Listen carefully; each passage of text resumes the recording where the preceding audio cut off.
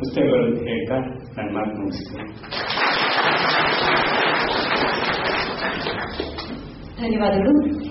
ಈಗ ಇವತ್ತಿನ ಕಾರ್ಯಕ್ರಮದ ಅಧ್ಯಕ್ಷತೆಯನ್ನು ವಹಿಸಿರುವಂತಹ ಕವಿ ಡುಂಡಿರಾಜ್ ಅವರು ಮಾತನಾಡ್ತಾರೆ. ಅವರು ವಾಚನ ನೋಡ್ಕೊಳ್ದೇನೆ ಮಾತಾಡಬಹುದು. ನಾವೆಲ್ಲ ಅವರ ಮಾತಿಗೆ ಕಾಯ್ತಾ ಇದ್ದೀವಿ ಅಂತ ಹೇಳ್ತಾ ಅವರನ್ನ ಪ್ರೀತಿಯಿಂದ ಮೈಕಿಗೆ ಕರೀತಾ ಇದ್ದೇನೆ.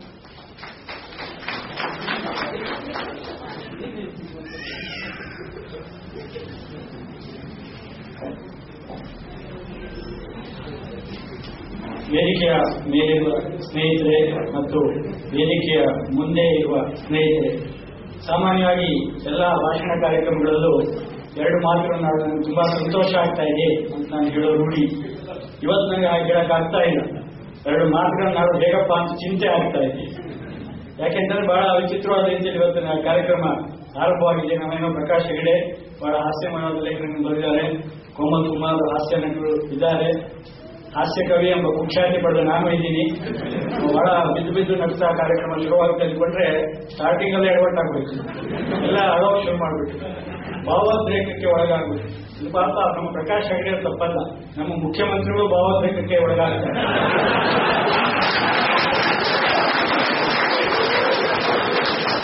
ಒಂದ್ಸಾರಿ ನಾನು ನೋಡಿದ್ದೆ, ಅವರು ಯಾವುದೋ ಒಂದು ಕಾರ್ಯಕ್ರಮದಲ್ಲಿ ನೋಡಿ ನಮ್ಮ ಜನರಿಗೆ ಎಷ್ಟೆಲ್ಲ ಮಾಡಬೇಕು ಅಂತ ಇಷ್ಟಪಟ್ಟಿದ್ದೆ, ಯಾರ್ಯಾರನ್ನೋ ಮಂತ್ರಿ ಮಾಡಬೇಕು ಅಂತ ಮಾಡಿದ್ದೆ, ಆಗ್ತಾ ಇಲ್ಲ ಅಂತ ಬಹಳ ಭಾವೋದ್ರೇಕಕ್ಕೆ ಗೋಳವನ್ನು ತಳ್ತಾ ಕರವಸ್ತ್ರದಿಂದ ಕಣ್ಣು ಒರೆಸ್ಕೊಳ್ತಾ ಇದ್ರು. ನನ್ನ ತಕ್ಷಣ ಸ್ಫೂರ್ತಿ ಬಂದು ಅವ್ರ ಬಗ್ಗೆನೇ ಒಂದು ಕವನ ಬರೆದೆ. ಬಹಿರಂಗ ಸಭೆಯಲ್ಲಿ ಎಲ್ಲರೆದುರು ಹೆಂಗಸರಂತೆ ಗೋಳೋ ಎಂದು ಅಳುವ ಇವರು ಚೀಫ್ ಮಿನಿಸ್ಟರ್ ಅಲ್ಲ, ಚೀಫ್ ಮಿನಿಸ್ಟರ್.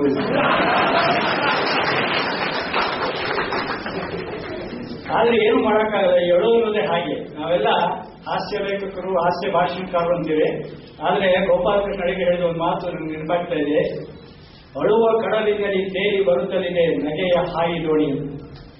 ಆ ಕೆಳಗಡೆ ಅಳುವಿನ ಕಡಲೆ ಇರುತ್ತೆ, ನಾವು ನಗೆ ಹಾಯಿ ದೋಣಿ ಮಾತ್ರ ನೋಡ್ತಾ ಇರ್ತೀವಿ. ಹಾಗೆ ಈ ನಗೆ ಅನ್ನೋದು ಒಂದು ಗಂಭೀರವಾದ ವಿಷಾದಕ್ಕೆ ಹಾಕಿರುವ ಒಂದು ಮುಖವಾಡ. ನಂದೇ ಒಂದು ಪದ್ಯದಲ್ಲಿ ನಾನು ಅದನ್ನು ಈಗ ಹೇಳಿದ್ದೀನಿ. ಹೊರಗಡೆ ಭರ್ಜರಿ ಬಣ್ಣದ ಅಂಗಿ ಹರಿದಿದೆ ಒಳಗಿನ ಬನಿಯನ್ನು ಹೂತಿಡುವೆನು ನಗೆ ಮಾತುಗಳೊಳಗೆ ನೋವು ವಿಷಾದ ಕಂಬನಿಯನ್ನು.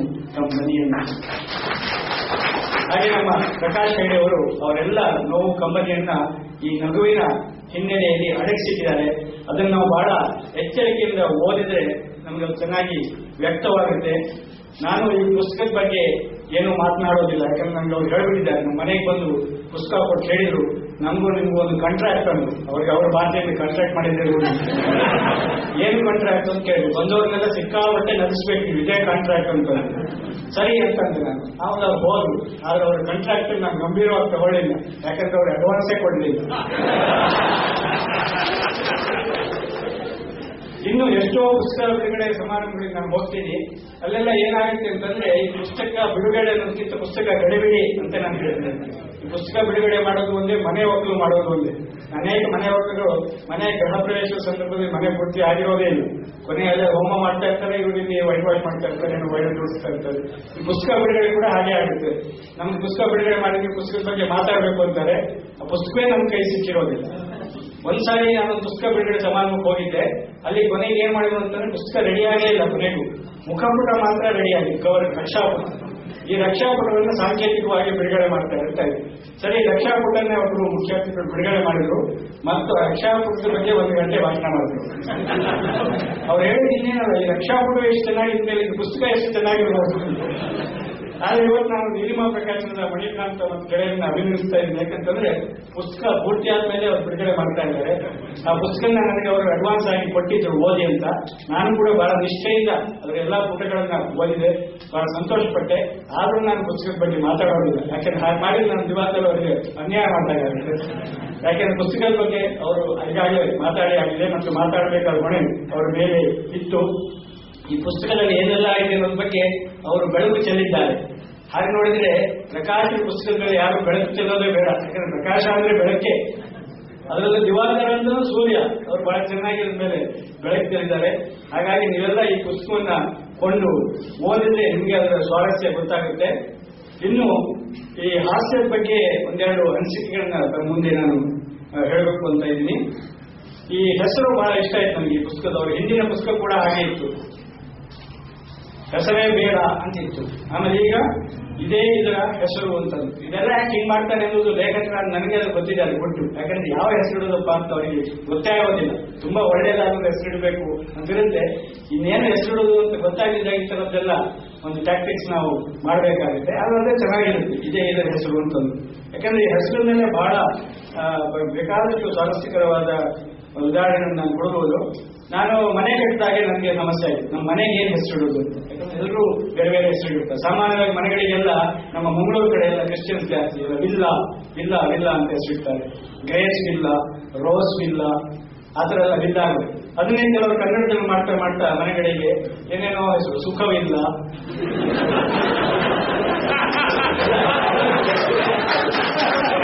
ಒಬ್ಬರಂತೂ ಒಂದು ಮನೆ ಇಟ್ಟಿದ್ರಂತೆ ಸುಂದರವಿಲ್ಲ.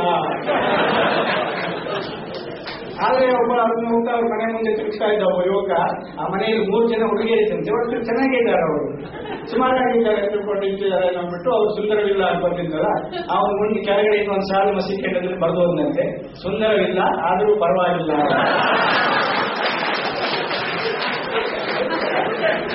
ಹಾಗೆ ನಾನು ಮನೆ ಕಟ್ಟಿದಾಗ ಕೂಡ ನನಗೆ ಏನು ಹೆಸರಿಡುದು ಮನೆಗೆ ಅಂತ ಸಮಸ್ಯೆ ಆಯಿತು. ನಾನು ಒಂದು ಯೋಚನೆ ಮಾಡ್ತಿದ್ದೆ, ದಾಸರ ಒಂದು ಕೀರ್ತನೆ ನೆನಪಾಯ್ತು. ಅವ್ರು ಹೇಳಿದ್ದಾರೆ, ಅಲ್ಲಿರುವುದು ನಮ್ಮ ಮನೆ, ಇಲ್ಲಿರುವುದು ಸುಮ್ಮನೆ ಅಂತ. ಹಾಗಾಗಿ ನಮ್ಮ ಮನೆಗೆ ಕೂಡ ನಾನು ಸುಮ್ಮನೆ ಅಂತಿರೋಣ ಅಂತ ತೀರ್ಮಾನ ಮಾಡಿದ್ದೆ. ಕೊನೆಯ ಗಳಿಗೆಯಲ್ಲಿ ಬದಲಾಯಿತು. ಯಾಕಂದ್ರೆ ಯಾರೋ ಹೇಳಿದೆ, ಈ ಹಾಗೆಲ್ಲ ಇಡ್ಬೇಡಪ್ಪ, ನೀನೇನು ಮನೆಯಲ್ಲಿ ಇರಲ್ಲ, ನೀನು ಬ್ಯಾಂಕ್ ಕೆಲಸ ಅಂದ್ಬಿಟ್ಟು ಎಲ್ಲೆಲ್ಲ ಹೋಗ್ತೀಯಾ, ಯಾರಿಗೋ ಬಾಡಿಗೆ ಕೊಡ್ತೀಯಾ, ಅವ್ರು ಬಾಡಿಗೆನೇ ಕೊಡೋದಿಲ್ಲ, ಯಾಕಂದ್ರೆ ಸುಮ್ಮನೆ ಅಂತ ಹೇಳಿದ್ದಾರೆ. ಹಾಗಾಗಿ ನಾನು ಸುಮ್ಮನೆ ಬೇಡ, ದುಮ್ಮನೆ ಅಂತ ಇಟ್ಬಿಡೋಣ ಅಂತ. ಯಾಕಂದ್ರೆ ದುಡ್ಡಿರಾಜನ ಮನೆ ಇದೆ. ಹಾಗೆ ಆ ಇದನ್ನೇ ನಾನು ತಗೊಂಡು ಈಗ ನಮ್ಗೆ ದಿವಾಕರ ಹೆಗ್ಗರು ಬಹಳ ಒಳ್ಳೆ ಮಾತು ಹೇಳಿದ್ರು, ನಮ್ಮನ್ನೇ ನಾವು ನೋಡಿ ಹಾಸ್ಯ ಮಾಡ್ಕೊಳ್ಬೇಕು, ಅದು ಬಹಳ ಉತ್ತಮವಾದ ಹಾಸ್ಯ ಅಂತ. ನಾನು ಅಂತ ಅನೇಕ ಹಾಸ್ಯಾಸ್ಪದ ಸನ್ನಿವೇಶಗಳಲ್ಲಿ ಸಿಕ್ಕಾಕೊಂಡಿದ್ದೆ. ನನ್ನ ಹೆಸರೇ ಅನೇಕರಿಗೆ ಬಹಳ ಸಮಸ್ಯೆ. ಇದೇನಿದೆ ಡುಂಡಿರಾಜ ಅಂತ ಬಹಳ ಸಮಸ್ಯೆ. ಅನೇಕರಿಗೆ ಅದು ಕುತೂಹಲ, ಕೇಳ್ತಾರೆ ಕಾರ್ಯಕ್ರಮ ಎಲ್ಲ ಆದ್ಮೇಲೆ, ಸರಿ ಈ ಡುಂಡಿರಾಜ ಅಂದ್ರೆ ಅದು ಏನ್ ಸರ್? ಅದು ನನ್ನ ಹೆಸರು, ಅದು ನಿಮ್ಮ ಸ್ವಂತ ಹೆಸರ? ಹೆಸರಲ್ಲ, ನಾವು ಬಾಡಿಗೆ ಹೆಸರು ಅಂತ ಏನಾಗುತ್ತೆ ಅಂತ. ಹಾಗಲ್ಲ, ಇದು ನಿಮ್ಮ ಒರಿಜಿನಲ್ ಹೆಸರ ಅಂತ ಕೇಳಿದ್ರು. ಇನ್ನೇನು ಹೆಸರಲ್ಲೂ ಡೂಪ್ಲಿಕೇಟ್ ಹೆಸರು ಅಂತ ಏನಾಗಿರುತ್ತ? ಹಾಗಲ್ಲ ಸರ್, ಈ ಕವಿಗಳಿಗೆಲ್ಲ ಕಾವ್ಯನಾಮ ಅಂತಿರುತ್ತೆ. ನಮ್ಮ ಕೆ ವಿ ಪುಟ್ಟಪ್ಪನವರು ಕುವೆಂಪು ಅಂತ ಇಟ್ಕೊಂಡಿದ್ರು, ಬೇರೆಯವರು ಅಂಬಿಕಾತನೇ ದತ್ತ ಅಂತ ಇಟ್ಕೊಂಡಿದ್ರು. ಹಾಗೆ ಇದೇನಾದ್ರು ನಿಮ್ಮ ಕಾವ್ಯನಾಮ ಇರ್ಬೋದೇನೋ ಅಂತ ಅನ್ಕೊಂಡೆ ಅಂತಂದು ನಾನು ಅವ್ರಿಗೆ ಹೇಳಿದೆ, ನೋಡಿ ನೀವು ಸ್ವಲ್ಪ ಹಳೆ ಕಾಲದವರು, ಹಿಂದಿನ ಕವಿಗಳಿಗೆಲ್ಲ ಅವೆಲ್ಲ ಇರ್ತಿತ್ತು, ನಾವೆಲ್ಲ ಮಾಡರ್ನ್ ಕವಿಗಳು. ಹಿಂದಿನ ಕವಿಗಳಿಗೆ ಇರುತ್ತಿತ್ತು ಒಂದೆಲ್ಲ ಒಂದು ಕಾವ್ಯನಾಮ, ಹಿಂದಿನ ಕವಿಗಳಿಗೆ ಇರುತ್ತಿತ್ತು ಒಂದಲ್ಲ ಒಂದು ಕಾವ್ಯನಾಮ, ಹಿಂದಿನ ಕವಿಗಳು ಕಾವ್ಯಕ್ಕೆ ನಾಮ. ಹಾಗಾಗಿ ನಾವು ಹೇಳಿ ನೋಡಿ, ಡುಂಡಿರಾಜ ಅನ್ನೋದು ಕಾವ್ಯನಾಮ ಅಲ್ಲ, ನಿಜವಾದ ಹೆಸರು. ಇದು ಗಣಪತಿಯ ಹೆಸರು, ಹಾಸ್ಯದ ಅಧಿದೇವತೆ ಗಣಪತಿ. ಕಾಶಿಯಲ್ಲಿ ಒಬ್ಬ ಗಣಪತಿ ಇದ್ದಾರೆ, ಅಲ್ಲಿ ಕಾಶಿಗೆ ಹೋದ ನಮ್ಮ ತಂದೆಯವರು ಆ ಗಣಪತಿಗೆ ನನಗೆ ಡುಂಡಿರಾಜ ಅಂತ ಹೆಸರಿಟ್ಟಿದ್ದಾರೆ ಅಂತ. ಬಹಳ ಸಂತೋಷ ಆಯಿತು. ಇನ್ನೊಬ್ರು ಕೇಳಿದ್ರು, ಸರಿ ನಿಮ್ಮ ಹೆಸರು ಡುಂಡಿರಾಜ ಅಂತ ಆಯ್ತು, ನಿಮ್ಮ ಹೆಂಡತಿ ಹೆಸರು ಏನು ಅಂತ. ಸರಿ, ನನ್ನ ಹೆಂಡತಿ ಹೆಸರು ಏನಪ್ಪ ಯಾಕೆ ಅಂತ ನನಗೆ ಬಂತು. ಅದ್ರ ಪಾಪ ಏನೋ ಅಭಿಮಾನಿಗಳು ಕೇಳ್ತಾ ಇದ್ದಾರೆ ಅಂತ ನಾನು ಹೇಳಿದೆ, ನೋಡಿ ನನ್ನ ಹೆಸರು ಡುಂಡಿರಾಜ, ನನ್ನ ಹೆಂಡತಿ ಹೆಸರು ಡುಂಡಿರಾಣಿ. ಅವ್ರಿಗೆ ಆಚೆ ಇದೇನು ಸರ್ ಹಿಂಗೆ ಅಂತ. ಹಾಗೆ ಅಲ್ವಾ, ನಾನು ರಾಜ ಆದ್ಮೇಲೆ ಅವ್ರು ರಾಜ ಆಗ್ಲೇಬೇಕಲ್ಲ. ಆಮೇಲೆ ಮತ್ತು ಮುಂದುವರಿತು, ಅಲ್ಲ ಸರ್ ಇನ್ನೊಂದು ಪ್ರಶ್ನೆ ಕೇಳಿ ಸರ್, ನಿಮ್ದು ಲವ್ ಮ್ಯಾರೇಜಾ ಅರೇಂಜ್ಡ್ ಮ್ಯಾರೇಜಾ? ನೋಡಿ ಎಷ್ಟೆಲ್ಲ ಕುತೂಹಲ ಜನರಿಗೆ. ನಮ್ದು ಯಾವ ಮ್ಯಾರೇಜ್ ಆದ್ರೆ ಅನುಭವಿಸೋದು ನಾವೇ ಅಲ್ವಾ. ಅದಕ್ಕೆ ನಾನು ಅವ್ರಿಗೆ ಹೇಳಿದೆ, ನೋಡಿ ಪ್ರತಿಯೊಬ್ಬರು ಹೇಳ್ತಾರೆ ನಮ್ಮ ಮದುವೆ ಹಾಗೆ ಹೀಗೆ, ಅದ್ರ ಬಗ್ಗೆ ದೊಡ್ಡ ದೊಡ್ಡ ಕಾದಂಬರಿ ಎಲ್ಲ ಬರ್ತಿರೋ ಇದ್ದಾರೆ, ನಮ್ಮ ಮದುವೆಯೋ ಅದೊಂದು ದೊಡ್ಡ ಕಥೆ ಅಂತಾರೆ. ನಾನು ನಮ್ಮ ಮದುವೆ ಹೇಗೆ ಅನ್ನೋದನ್ನ 3ನೇ ಸಾಲಲ್ಲಿ ಹೇಳಿದ್ದೀನಿ. 7 ಅಕಸ್ಮಾತ್ ಸಿಕ್ಕಳು ನನ್ನನ್ನು ನೋಡಿ ನಕ್ಕಳು, 7 ಅಕಸ್ಮಾತ್ ಸಿಕ್ಕಳು ನನ್ನನ್ನು ನೋಡಿ ನಕ್ಕಳು, ನಮಗೀಗ 2 ಮಕ್ಕಳು. ಆಮೇಲೆ ಕೇಳಿದ್ರು, ಸರಿ 2 ಮಕ್ಕಳು ಅಂತಲ್ಲ, ಮಕ್ಕಳ ಹೆಸರು ಏನು ಅಂತ.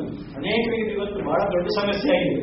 ಅನೇಕ ಜನ ನನಗೆ ಫೋನ್ ಮಾಡ್ತಾರೆ, ಸರ್ ನೀವು ಸಾಹಿತಿಗಳು, ಕವಿಗಳು, ನಮಗೆ ಒಂದು ಮಗು ಹುಟ್ಟಿದೆ, ಒಂದು ಒಳ್ಳೆ ಹೆಸರು ಸೂಚಿಸಿ ಅಂತ ಅನೇಕ ನನಗೆ ಕೇಳ್ತಾರೆ. ಯಾಕೆಂತಂದ್ರೆ ಬಹಳ ಹೆಸರು ಒಳ್ಳೆಯ ಸ್ವಾರಸ್ಯಕರವಾದ ಹೆಸರು ಇಡಬೇಕು ಅಂತಿರುತ್ತೆ. ಅಷ್ಟು ಅಲ್ಲ, ಕೆಲವರಿಗೆ ಇನ್ನೂ ಕೆಲವು ಮುಂದಾಲೋಚನೆ, ಶಾಲೆಯಲ್ಲಿ ನಮ್ಮ ಮಗುವಿನ ಹೆಸರು ಮೊದಲು ಬರಬೇಕು ಅಂತ. ಸರ್ ಅದು ಏನಿಂದನೇ ಶುರುವಾಗಬೇಕು ಅಂತಾರೆ. ನಮ್ಮ ಹೆಸರು ಏನಿಂದನೇ ಶುರುವಾಗಬೇಕು, 3 ಅಕ್ಷರ ಇರಬೇಕು, 2 ಅಕ್ಷರ ಇರಬೇಕು ಅಂತ. ನನಗೆ ಮದುವೆ ಆಯ್ತು, ಮಗಳು ಹುಟ್ಟಿದ್ವಿ. ನಾನು ಅವಳಿಗೆ ಏನ್ ಹೆಸರಿಡ್ಬೋದು ಅಂತ ತಲೆ ಬಿಸಿನೇ ಮಾಡ್ಕೊಳ್ಳಿ. ನನ್ನ ಹೆಂಡತಿ ಹೇಳಿದ್ರು ಹೆಸರು ನೀವೇ ಇಟ್ಬಿಡಿ ನೀವು ಕವಿಗಳಲ್ವಾ. ಸರಿ, ನಾನು ಹಿಂದೆ ಮುಂದೆ ನೋಡ್ಲಿಲ್ಲ, ಮಗಳಿಗೆ ಸಹಜ ಅಂತ ಹೆಸರಿಟ್ಟು. ಯಾರ ಕೇಳಿದ್ವಿ ಯಾಕೆ ಸಹಜ ಅಂತ? ನೋಡಿ, ಮದುವೆ ಆದ್ಮೇಲೆ ಮಗು ಆಗೋದು ಸಹಜ, ಆದ್ರಿಂದ ಅವರು ಸಹಜ ಅಂತಂದ್ರು. ಇದು ಸರಿ ಇದೆ, ಸರಿ ಇದೆ, ಸರಿ. ಆಮೇಲೆ ನಮ್ಮ ತಾಯಿ ಹೇಳ್ತಾ ಇದ್ರು, ಒಂದ್ ಮಗು ಆಯ್ತು, ಇನ್ನೊಂದು ಮಗು ಆಗಿದ್ರೆ ಚೆನ್ನಾಗಿತ್ತು, ಇನ್ನೊಂದು ಮಗು ಗಂಡಾದ್ರೆ ಒಳ್ಳೆ ಬ್ಯಾಲೆನ್ಸ್ ಆಗ್ತಿತ್ತು. ಹಳೆ ಕಾಲದವ್ರು ಚಿಂತನೆ. ಸರಿ, ಏನೋ ಅವರ ಆರೈಕೆ, ಇನ್ನೊಂದು ಮಗು ಹುಟ್ಟಿತು, ಗಂಡು ಮಗು, ಅದಕ್ಕೇನು ಹೆಸರಿಡೋದು ಅಂತ ಮತ್ತೆ ಚರ್ಚೆ ಶುರುವಾಯಿತು. ನಾನು ಹೇಳಿದೆ, ಅವಳು ಸಹಜ, ಇದು ಸಾರ್ಥಕ. ಹಾಗೆ ಅವ್ರಿಗೆ ಸಾರ್ಥಕ ಅಂತಾನೆ ಇದ್ವಿ. ಇದೇ ವಿಚಾರ ನಮ್ಮ ಗೆಳೆಯರ ಹತ್ರ, ಅವ್ರ ಪತ್ರಕರ್ತರ ಹತ್ರ ಹೇಳ್ತಾ ಇದ್ದಾಗ ಅವ್ರು ಕೇಳಿದ್ರು. ಪತ್ರಕರ್ತರು ಬಹಳ ಕಿಲಾಡಿಗಳಾಗಿರ್ತಾರೆ, ಇನ್ಕ್ಲೂಡಿಂಗ್ ಮಣಿಕಾಂತ್. ಅವರು ಕೇಳಿದ್ರು, ಸರ್, ಒಬ್ರು ಸಹಜ ಆಯ್ತು, ಇನ್ನೊಬ್ಬ ಸಾರ್ಥಕ ಆಯ್ತು, ಮೂರನೇ ಮಗುವಿಗೆ ಏನ್ ಹೆಸರಿಡ್ತೀರಿ ಅಂತ ಕೇಳಿ. ನಾನು ಹೇಳಿದೆ, ನೋಡಿ, ನಾನೊಬ್ಬ ಸರ್ಕಾರಿ ನೌಕರ, ಸರ್ಕಾರದ ಒಂದು ಬೇಕು ಎರಡು ಸಾಕು ಎಂಬ ನಿಯಮವನ್ನು ನಾನು ಬಹಳ ಕಟ್ಟುನಿಟ್ಟಾಗಿ ಪಾಲಿಸ್ತಾ ಇದ್ದೀನಿ, ನೀವೇನು ಚಿಂತೆ ಮಾಡಬೇಡಿ, ಆ ಪ್ರಸಂಗನೇ ಬರೋದಿಲ್ಲ ಅಂತ. ಇಲ್ಲ ಸರ್, ಅಕಸ್ಮಾತ್ ಒಂದು ಮಗು ಆಯ್ತು ಅಂತ ತಿಳ್ಕೊಳ್ಳಿ, ಏನ್ ಹೆಸರಿಡ್ತೀವಿ? ಆ ತಕ್ಷಣ ಹೇಳಿದೆ, ಅನಿರೀಕ್ಷಿತ. ಇದೆಲ್ಲ ಯಾಕೆ ಹೇಳ್ತಾ ಇತ್ತು, ಒಂದು ಹೆಸರಿನ ಸುತ್ತ ಎಷ್ಟು ಸ್ವಾರಸ್ಯಕರವಾದ ಘಟನೆಗಳು ನಡೀಬಹುದು ಅಂತ. ಆಗ ಕುವೆಂಪು ಬಗ್ಗೆ ಹೇಳ್ತಾ ಇದ್ದೆ. ಕುವೆಂಪು ಪುಟ್ಟಪ್ಪ, ಕೆ ವಿ ಪುಟ್ಟಪ್ಪ ಅಂತ ಅವ್ರ ಹೆಸರು. ಬಹಳ ಪುಟ್ಟದಾಗಿರೋದೇ ಕುವೆಂಪು ಅಂತ ಅವರು ತಮ್ಮ ಕಾವ್ಯನಾಮ ಇಟ್ಕೊಂಡ್ರು. ಆದ್ರೆ ಅವ್ರ ಮಕ್ಕಳಿಗೆ ಏನ್ ಮಾಡಿದ್ರು, ಪೂರ್ಣಚಂದ್ರ ತೇಜಸ್ವಿ ಇಷ್ಟುದ್ದ ಹೆಸರಿಟ್ರು, ಕೋಕಿಲೋದಯ ಚೈತ್ರ ಇಷ್ಟಿಟ್ಟು ಉದ್ದ ಹೆಸರಿಟ್ಬಿಟ್ರು. ಅದನ್ನ ಕೇಳಿ ವೈದ್ಯರು ಹೇಳ್ತಾ ಇದ್ರಂತೆ, Puttappa has not named his children, he has sentenced them ಅಂತ. ಬೇಂದ್ರವರು ಕೂಡ ತಮ್ಮ ಹೆಸರಿನ ಬಗ್ಗೆ ಅವರೇ ತಮಾಷೆ ಮಾಡ್ಕೊತಾ ಇದ್ರಂತೆ. ಅವ್ರಿಗೆ ಡಾಕ್ಟರೇಟ್ ಸಿಕ್ಕಿದಾಗ ಯಾರು ನೀವೇನ್ರಿ ಡಾಕ್ಟರೇಟ್ ನಂಬ್ಕೊಡೋದು, ನಾನು ಮುಟ್ಟ ಡಾಕ್ಟರ್ ಬೇಂದ್ರೆ ಅಂತ. ಯಾಕಂದ್ರೆ DR ಬೇಂದ್ರೆ ಅಲ್ಲ ಅವರು, ಬೇಂದ್ರೆ. ಬೇಂದ್ರೆ ನನ್ನ ಅಡ್ಡ ಹೆಸರು, ಅಂಬಿಕಾದನೆ ಅಂತ ದತ್ತ ಉದ್ದೇಶರು ಅಂತ ಹೇಳ್ತಾರೆ. ಹೀಗೆ ಆ ಹೆಸರಿನಲ್ಲಿ ಅಡಗಿರುವ ಸ್ವಾರಸ್ಯವನ್ನು ನಮ್ಮ ಪ್ರಕಾಶ್ ಚೆನ್ನಾಗಿ ಗುರುತಿಸಿ ತಮ್ಮ 2 ಪುಸ್ತಕಗಳಿಗೆ ಬಹಳ ಚೆನ್ನಾದ ಹೆಸರನ್ನ ಇಟ್ಟಿದ್ದಾರೆ. 3ನೇ ಪುಸ್ತಕ ಕೂಡ ಅವರು ಅಷ್ಟೇ ಒಳ್ಳೆಯ ಹೆಸರು ಇಡ್ತಾರೆ ಅಂತ. ನಿಮ್ಗೇನಾದ್ರೂ ಲೇಖ ಅಂತ ಹೋಗುದು ನನ್ಕ ನೋಡ್ತಾರ ಭಯ ಆಗ್ತದೆ. ಯಾಕಂದ್ರೆ ಅವ್ರು ಸ್ವಲ್ಪ ತಡವಾಗಿ ಬಂದಿದ್ದಾರೆ, ಬೇಗ ಹೋದ್ರೆ ಕಾಂಪನ್ಸೇಟ್ ಹೀಗೆ ಈ ಪ್ರಸಂಗದ ಬಗ್ಗೆ ಹೇಳ್ತೇನೆ. ನಮ್ಮನ್ನು ನಾವು ಹಾಸ್ಯ ಮಾಡ್ಕೊಳ್ಳೋದ್ರ ವಿಷಯ, ಅದರ ಬಗ್ಗೆ ನಾನು ಮುಂದುವರಿಸ್ತೀನಿ. ಹೆಸರುಗಳ ಬಗ್ಗೆ ಅಷ್ಟೇ ಅಲ್ಲ, ನಮ್ಮ ಜನರಿಗೆ ಈ ಸಾಹಿತ್ಯದ ಬಗ್ಗೆ, ಸಿನಿಮಾದ ಬಗ್ಗೆ ಎಷ್ಟೆಲ್ಲ ಒಂದು ಕ್ಯೂರಿಯಾಸಿಟಿ ಇರುತ್ತೆ ಅಂತಂದ್ರೆ, ನನ್ನನ್ನು ಅನೇಕ ಕೇಳ್ತಾರೆ, ನಿಮ್ಮ ಹೆಸರಾಯ್ತು, ಹೆಂಡತಿ ಹೆಸರಾಯ್ತು, ಮಕ್ಕಳ ಹೆಸರಾಯ್ತು, ನಿಮ್ಮ ಹೆಂಡತಿಗೂ ಇದರಲ್ಲೆಲ್ಲ ಆಸಕ್ತಿ ಇದೆಯಾ ಅಂತಂದ್ರು. ಏನ್ ಇದರಲ್ಲ ಅಂತಂದ್ರೆ, ಅಂದ್ರೆ ಈ ಬರವಣಿಗೆ ಇದರಲ್ಲೆಲ್ಲ ಆಸಕ್ತಿ ಇದೆಯಾ, ಅವರು ಏನಾದ್ರು ಬರೀತಾರ ಅಂತಂದ್ರೆ ತಕ್ಷಣ ನಾನು ಅವ್ರಿಗೆ ಹೇಳಿದೆ, ನನಗೆ ಕಲೆ, ಸಾಹಿತ್ಯ, ನಾಟಕ, ಸಂಗೀತಗಳ ಬಗ್ಗೆ ವಿಪರೀತ ಆಸಕ್ತಿ ಇದೆ. ನನಗೆ ಕಲೆ, ಸಾಹಿತ್ಯ, ನಾಟಕ, ಸಂಗೀತಗಳ ಬಗ್ಗೆ ವಿಪರೀತ ಆಸಕ್ತಿ ಇದೆ. ನನ್ನವಳಿಗೂ ಅಷ್ಟೇ. ಇದನ್ನೆಲ್ಲ ಸಹಿಸಿಕೊಳ್ಳುವ ಆ ಶಕ್ತಿ ಇದೆ. ಹಾಗಾದ್ರೆ ಅವ್ರಿಗೇನು ಹಾಬೀಸ್ ಇಲ್ವಾ ಅಂತ ಕೇಳಿದ್ರು. ಇಲ್ಲ, ಅವಳಿಗೂ ಹಾಬೀಸ್ ಇದೆ. ನನ್ನವಳ ನೆಚ್ಚಿನ ಹವ್ಯಾಸ 2 ನನ್ನವಳ ನೆಚ್ಚಿನ ಹವ್ಯಾಸ 2 ಕಸೂತಿ ಮತ್ತು ಹೊಲಿಗೆ. ಕಸೂತಿ ಮತ್ತು ಹೊಲಿಗೆ. ಹಾಕುತ್ತಾಳೆ ಅಂದದ ಕಸೂತಿ ಮಕ್ಕಳ ಬಟ್ಟೆಗೆ, ಹಾಕುತ್ತಾಳೆ ಚಂದದ ಕಸೂತಿ ಮಕ್ಕಳ ಬಟ್ಟೆಗೆ ಮತ್ತು ಹೊಲಿಗೆ ನನ್ನ ಬಾಯಿಗೆ. ಆಮೇಲೆ ಬಹಳ ಮುಖ್ಯವಾದ ಪ್ರಶ್ನೆ ಎಲ್ಲರೂ ಕೇಳೋದು, ಈ ಹಾಸ್ಯ ನಿಮ್ಮಲ್ಲಿ ಹೇಗೆ ಬರುತ್ತೆ ಅಂತ. ಈ ಹಾಸ್ಯ ಕವಿತೆಗಳನ್ನು ನೀವು ಹೇಗೆ ಬರೀತೀರಿ? ಯಾಕಂದ್ರೆ ನಾವು ಮಾಡೋ ಕೆಲಸಕ್ಕೂ ಇದಕ್ಕೂ ಸಂಬಂಧನೇ ಇಲ್ಲ. ನಾನು ಕಾರ್ಪೊರೇಷನ್ ಬ್ಯಾಂಕ್ನಲ್ಲಿ ಬೇರೆ ಬೇರೆ ಹುದ್ದೆಗಳಲ್ಲಿ ಕಳೆದ 30 ವರ್ಷಗಳಿಂದ ಕೆಲಸ ಮಾಡ್ತಾ ಇದ್ದೀನಿ. ನಾವು ಬ್ಯಾಂಕಲ್ಲಿ ಹಾಸ್ಯವನ್ನ ನಿರೀಕ್ಷಿಸೋದೇ ಸಾಧ್ಯವಿಲ್ಲ. ಇವತ್ತು ಬೆಳಗ್ಗೆ ಇಲ್ಲೊಬ್ರು ಕೇಳಿದ್ರು, ನೀವು ಯಾವ ಕಾಲೇಜಿನಲ್ಲಿ ಇದ್ದೀರಿ?